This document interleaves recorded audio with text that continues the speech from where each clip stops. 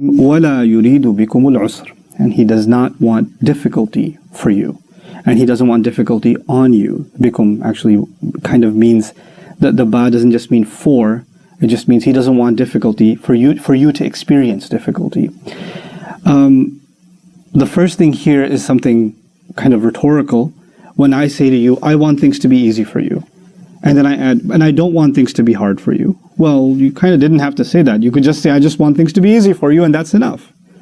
But Allah said both. He said He wants things to be easy for all of you, and then He says He doesn't want things to be difficult for any of you. Why say both?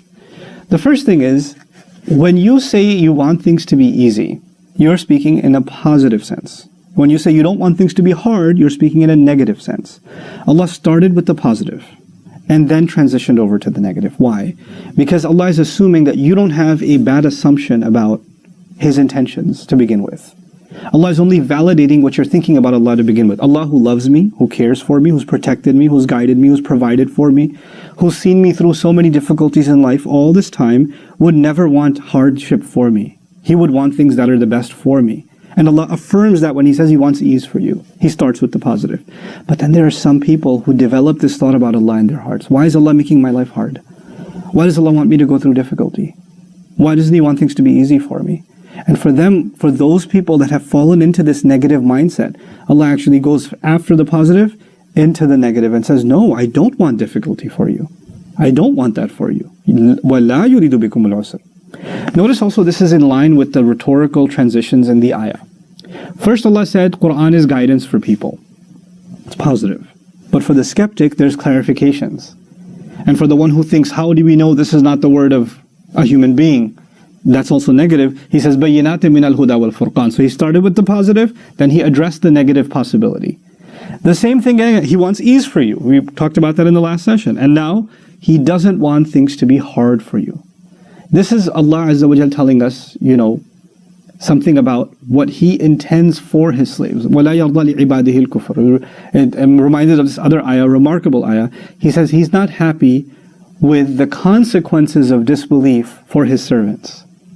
He didn't just say He doesn't want His servants to disbelieve. He said, if they disbelieve, bad things are going to happen to them, and I don't want those bad things happening to them. وَلَا يَرْضَى لِعِبَادِهِ.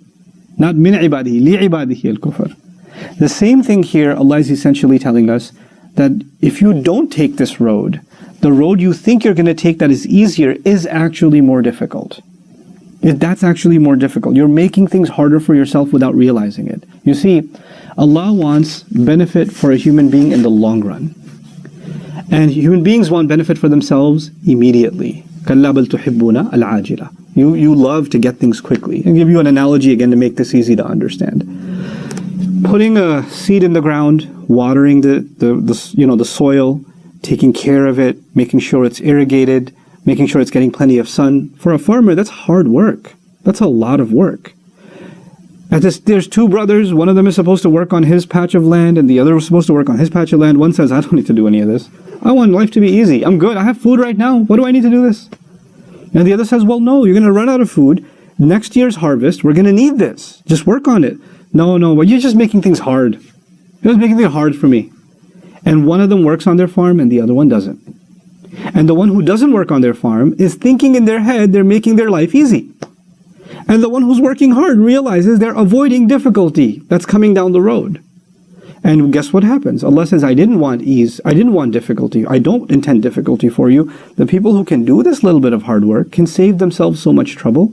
And the ones who don't end up in so much trouble. وَلَا يُرِيدُ بِكُمُ الْعُسْرَ. So this is Allah coming at it from the negative standpoint and addressing those who really have this mindset about Allah. That why does Allah make things so hard? Why does He want to make me to pray 5 times? Why does He want me to fast 30 days? Why does He want me to stay away from, can't eat this, can't do this, can't look at that? He's just making things harder and harder and harder. And what you don't realize is every one of those things, He's making things easier and easier and easier. Like, fall into any one of those things and you see the consequences on your life. Last analogy, and hopefully inshallah that'll make this clear for all of us. وَيَدْعُ الْإِنسَانِ بِالشَّرِّ دُعَاءَهُ بِالْخَيْرِ وَكَانَ الْإِنسَانُ عَجُولًا. Allah says in Surah Al-Isra, human beings demand evil things for them, harmful things for themselves. And as they're calling for them, they're convinced that that's the best thing for them. Allah says, They want the worst things for them, and they're convinced that it's the best for them. And then at the end of that ayah it says, and human beings have always been excessively in a hurry. Like they just want things quickly. Our desire of getting things quickly blinds us from the consequences of what we want.